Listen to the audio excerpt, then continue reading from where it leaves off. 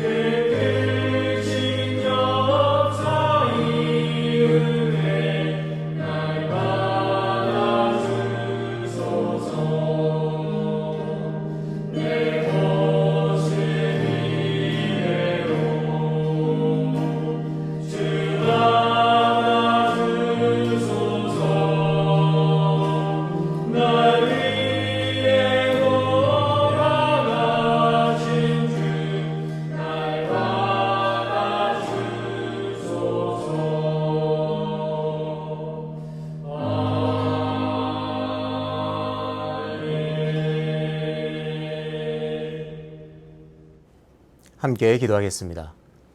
아버지 하나님, 은혜와 사랑을 감사합니다. 무더운 날씨 가운데도 우리를 지켜주시고 안전하게 보호하여 주심을 감사합니다.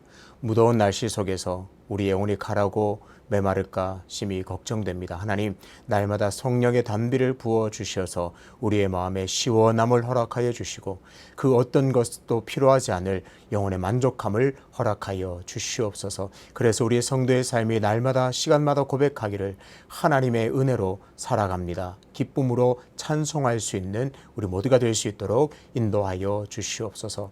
아버지 하나님, 정직하게 우리의 삶을 돌아볼 때에 하나님께서 어떤 말씀을 하시든지 그 말씀에 순종하여 내 생각을 바꾸고 내 모든 철학과 주관을 바꿀 수 있는 순종의 삶을 살기를 원합니다. 하나님께서 은혜 주셔서 그 기뻐함으로 순종할 수 있는 삶을 통하여 하나님 영광 받아 주시옵소서. 그러하기 위하여 늘 기도함에 힘쓰며 말씀 가운데 굳게 서 있기를 원합니다. 오늘도 사모함으로 주님 정말 가란 심령으로 말씀 앞으로 나옵니다. 말씀에 큰 은혜를 주시고 또한 새로운 깨달음을 허락하여 주시옵소서. 감사드리며 예수님의 이름으로 기도하옵나이다. 아멘. 오늘 우리에게 주시는 하나님의 말씀은 고린도전서 11장 23절부터 26절입니다.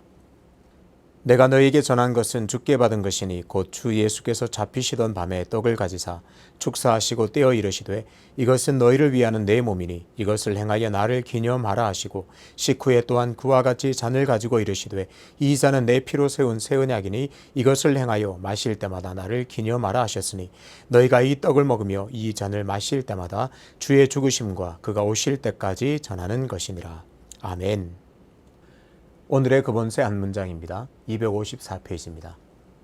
너는 이 지극히 뛰어난 성찬식에 임할 때 너의 감각이나 눈에 보이는 표징에 창념하지 말고 전능하신 하나님을 믿어야 한다. 그리고 내가 이 거룩한 일에 참여할 때는 경외심과 존경심으로 나와야 한다. 기억함으로 함께라는 제목으로 말씀을 전하겠습니다. 가지고 있는 물건 중에서 가장 오래된 것이 무엇인가 한번 생각해 보시죠. 오래 간직하고 있었으니 낡았을 겁니다. 낡아도 버리지 않았다는 것은 그것에 쓸모보다는 의미가 담겨 있다는 것을 뜻합니다. 저는 아주 오래된 펜이 하나 있습니다. 회사에서 일할 때 선배가 문구점으로 저를 데려가서 펜 하나를 사주었습니다. 한번 써보라, 이거 참 좋다 추천해 주면서 선물로 하나 해줬습니다. 그렇게 비싼 펜은 아닙니다. 1만 원대에 좀 길쭉하게 생긴 그런 보급형 만년필이었습니다. 저는 그때 그 펜이 참 좋았습니다. 업무를 할 때도 쓰고 또 일기를 쓸 때도 쓰고 여러 가지 공부할 때도 쓰고 그 펜을 늘 사용했습니다. 늦은 나이에 신학교에 들어가서도 그 펜은 저의 동반자나 마찬가지였습니다.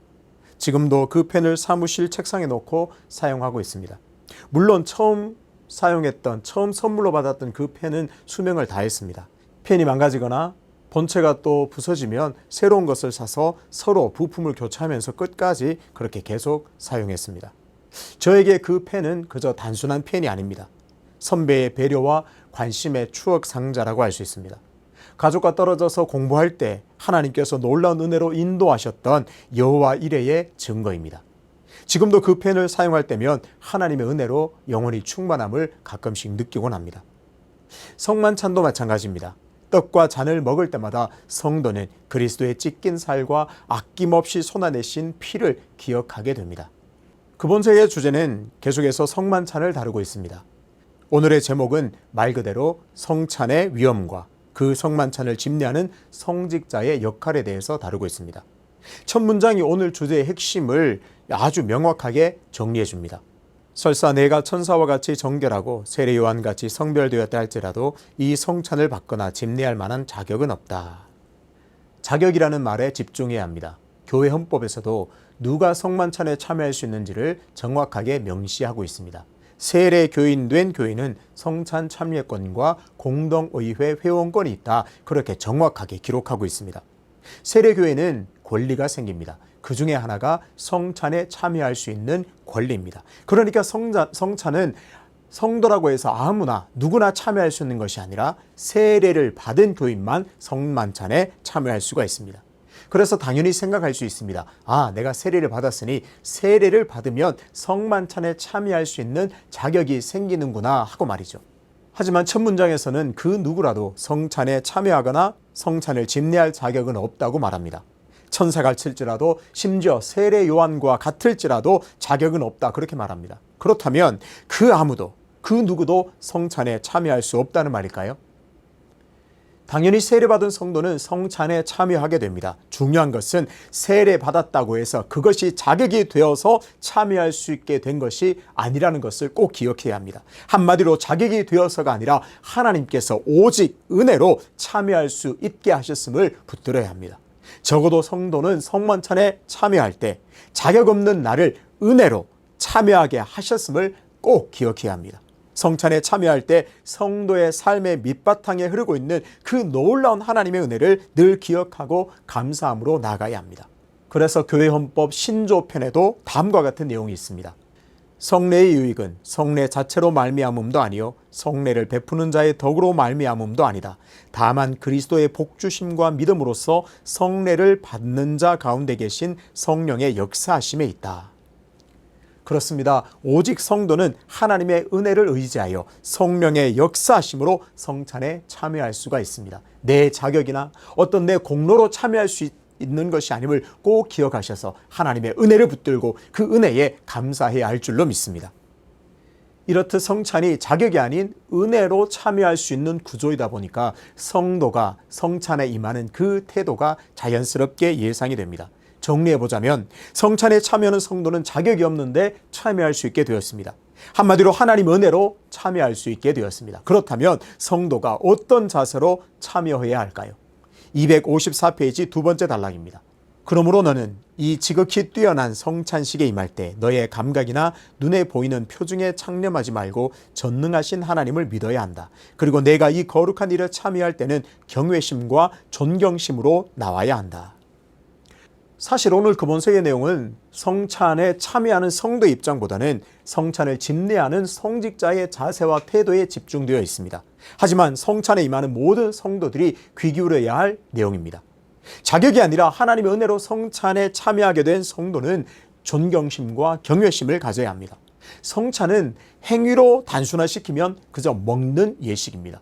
떡과 포도주를 먹습니다. 그런데 그 떡과 포도주는 단순한 먹거리가 아닙니다. 이 그리스도가 성도를 위해 내어주신 살과 피입니다. 이렇게 접근하니 좀 잔인한 느낌도 듭니다. 주님의 살 그리고 주님의 피를 먹고 마십니다. 성찬은 바로 그 그리스도의 살과 피를 먹고 마시는 예식입니다. 그렇습니다. 그리스도가 기꺼이 그 살과 피를 내어주심으로 성도는 생명을 얻게 되었습니다. 바꾸어 말하면 내가 생명을 얻기 위해 그리스도가 온갖 수치와 고난 그리고 죽음의 대가를 치르셨습니다. 이 놀라운 그리스도의 희생과 섬김 앞에서 성도는 지극한 경외심과 존경심을 가져야 합니다. 심령 깊은 곳에서 우러나는 감사함으로 참여해야 합니다. 당연히 성직자는 자신을 철저하게 살펴서 이 거룩한 예식을 집례해야 합니다. 하나님께서는 성직자가 거룩한 성찬을 집례할 때, 거룩하게 그렇게 집례할 때 하나님께서는 영광 받으십니다. 교회는 덕이 되며 성도를 도우며 선한 일에 참여하는 자가 됩니다. 마찬가지입니다. 성도가 믿음으로 경건하게 이 성전에 임할 때 하나님께서 영광을 받으십니다. 넓은 의미에서 볼 때 성직자는 하나님께서 맡겨주신 사역을 성실히 감당할 때 하나님께서 영광을 받으십니다. 주어진 그 성찬을 집례하는 그 사역들을 자신을 돌아보면서 거룩함으로 감당할 때 하나님께서 영광을 받으십니다. 하나님의 이름이 높아지고 교회의 덕을 세우게 됩니다. 성도도 마찬가지입니다. 내게 주어진 일들을 잘 감당할 때, 성실히 감당할 때 그것이 하나님께 영광이 됩니다. 그래서 내게 주어진 일터에서 본을 보이고 또 성실하게 일해야 합니다. 교회에서는 온갖 정성과 헌신을 다해서 섬기는데 일터에서는 게으르다, 불성실하다, 이것은 말이 안 됩니다. 하나님께서 영광 받지 않으십니다. 그 모습을 통해서 하나님께서 영광 받으시도록 우리의 삶을 성실하게 일터에서 내게 주어진 일들을 잘 감당해야 합니다. 사람들은 성도의 그 성실하고 정직한 삶의 모습을 통하여 그리스도의 참 제자임을 알게 됩니다. 그리고 우리의 성도의 그 삶을 통하여 하나님께 영광을 돌리게 됩니다. 오늘 본문을 다시 읽겠습니다. 너희가 이 떡을 먹으며 이 잔을 마실 때마다 주의 죽으심을 그가 오실 때까지 전하는 것이니라. 예수님의 이 명령을 기억한 그리스도인들은 그 명령을 따르며 살았습니다. 이 성만찬을 하면서 그것을 기념하고 많은 사람에게 또 전하고 알렸습니다. 그렇다면 초기 그리스도인들에게 성찬은 어떤 의미가 있었을까요? 첫 번째로 성찬은 죽으시고 부활하신 그리스도를 다시 만나는 자리였습니다. 예수님께서 죽음을 이기시고 부활하셨습니다. 그리고 제자들을 만나셨습니다. 그런데 제자들이 예수님을 알아보지 못했습니다. 부활하신 주님을 만난 제자들은 이처럼 처음에 예수님을 몰라봤습니다. 그러다가 예수께서 떡을 들어 축복하시자 그제서야 제자들이 예수님인 것을 알아보았습니다. 맞습니다. 오늘 우리도 성찬을 통하여 부활하신 주님을 만나게 됩니다. 예수님이 부활하셨다는 사실을 깨닫게 되고 그 부활하신 주님을 다시 만나게 됩니다. 두 번째로 바울에게 있어서 성찬은 그리스도의 죽으심을 선포하는 자리였습니다. 고린도전서에는 성찬으로 인한 분열된 그 교회의 모습이 나옵니다. 부자들이 가난한 자들을 기다려주지 않고 먼저 먹고 취했습니다. 이 상황에서 바울은 성찬이야말로 그리스도의 죽음을 의미한다고 강조했습니다. 그 그리스도의 죽음 안에 있는 낮아짐, 섬김, 또 타인을 위한 배려, 이 모든 것을 기억해야 된다고 강조했습니다. 죽음은 곧 희생이죠. 공동체에서 지체들을 위하여 섬기고 희생하는 태도를 성찬을 통해서 배워야 한다, 그렇게 강조했습니다. 오늘도 마찬가지입니다. 우리가 성찬에 참여할 때 그리스도의 죽음을 기억하면서 내가 더욱더 낮아져야 되겠구나. 지체들을 위해서 희생해야 되겠구나. 내가 먼저 섬겨야 하겠구나. 그 의미들을 살려야 합니다. 세 번째입니다. 마가복음에서 성찬은 주님의 삶을 따라 사는 삶으로 해석되었습니다. 예수님은 야고보와 요한에게 묻습니다. 내가 마시는 잔을 내가 마실 수 있느냐? 마가복음에서는 그리스도를 따라 살겠다는 결단이 성찬에 그대로 녹아 있습니다. 마가복음에서 가르치는 성찬의 의미는 예수 그리스도의 삶을 따라 사는 것이 강조되어 있습니다. 그렇습니다. 오늘 우리가 성찬에 참여할 때도 이 피와 이 살을 마시고 먹음으로 말미암아 내가 예수 그리스도의 삶을 따라 살아야 되겠구나. 그것을 다짐해야 합니다. 마지막으로 교회 헌법에서 성찬의 의미를 한 번 더 찾아보겠습니다. 제4편 제6장 예배와 목회 부분에 성찬을 이렇게 설명합니다. 세례와 성찬에서 하나님의 백성들은 그리스도 안에서 연합하고 성령님을 통해 교회 안에서 하나가 된다. 그렇습니다. 성찬을 통해서 성도는 그리스도와 연합하게 됩니다. 동시에 성도들 간의 연합을 추구하게 됩니다. 성령님을 통해서 온전히 하나가 되어갑니다. 성찬을 통해서 그리스도와 온전한 연합을 이루는 성도는 지체들과 성령 안에서 하나를 이루며 살기를 열망해야 합니다. 이것이 구체적으로 성찬의 의미를 붙들고 사는 삶이라 할 수 있습니다. 살다 보면 오래도록 간직하게 되는 의미가 담긴 물건이 한두 개쯤 생기게 마련입니다. 그 물건은 단순한 물건이 아닙니다. 그 사람 혹은 그 사건을 기억하게 하는 매개체가 됩니다. 그렇습니다. 성만찬도 마찬가지입니다. 성만찬은 오늘 예수 그리스도와 나를 연결해주는 거룩한 예식입니다. 성만찬뿐만 아니라 예수 그리스도를 기억나게 하고 예수 그리스도와 나를 연결해주는 그 어떤 것이든지 그것을 오늘 다시 붙들게 되시기를 축복합니다. 그것이 무엇이든 그것이 오늘 나를 예수 그리스도를 연결하게 하고 그것이 무엇이 됐든 그것이 나를 예수 그리스도와 다시 연합하게 하는 줄로 믿습니다. 나를 위해 죽으시고 부활하셔서 나에게 생명 주신 그 놀라운 은혜를 늘 기억하고 연합하고 동행하는 삶을 사시기를 바랍니다. 오늘도 예수 그리스도는 우리가 기억함으로 우리 안에 생생하게 존재하시는 줄로 믿습니다. 그 예수 그리스도와 늘 동행하며 연합하는 삶을 통해 늘 승리하는 삶이 되시기를 주님의 이름으로 축복합니다. 아버지 하나님, 우리는 세례받았으니 당연히 성만찬에 참여할 수 있다 생각하지만 오늘 그 본세를 보니 자격 있는 사람이 한 사람도 없음을 깨닫게 해주시니 감사합니다. 우리가 자격이 있어서가 아니라 은혜로 참여할 수 있게 되었으니 늘 감사함으로 하나님에 대한 경외심을 가지고 성만찬에 참여하여 그것을 기억함으로 예수 그리스도와 연결되고 연합하는 삶이 되게 도와주시옵소서. 그래서 오늘 내가 어떤 물건이든지 어떤 사건을 기억함이든지 예수 그리스도를 기억함으로 예수 그리스도와 연결되고 예수 그리스도와 연합하여 한 걸음 더 나아가 온 성도들 지체들과 연합하는 삶을 통하여 하나님께 영광 돌리는 복된 삶이 되도록 인도하여 주시옵소서. 그리고 그 온전히 연합함을 통하여 이 험난한 세상, 어렵고 힘든 세상에서도 넉넉하게 승리하는 복을 허락해 주시옵소서. 연하여 주님 가르치신 기도로 기도하오니 하늘에 계신 우리 아버지, 아버지의 이름을 거룩하게 하시며 아버지의 나라가 오게 하시며 아버지의 뜻이 하늘에서와 같이 땅에서도 이루어지게 하소서. 오늘 우리에게 일용할 양식을 주시고 우리가 우리에게 잘못한 사람을 용서하여 준 것 같이 우리 죄를 용서하여 주시고 우리를 시험에 빠지지 않게 하시고 악에서 구하소서. 나라와 권능과 영광이 영원히 아버지의 것입니다. 아멘.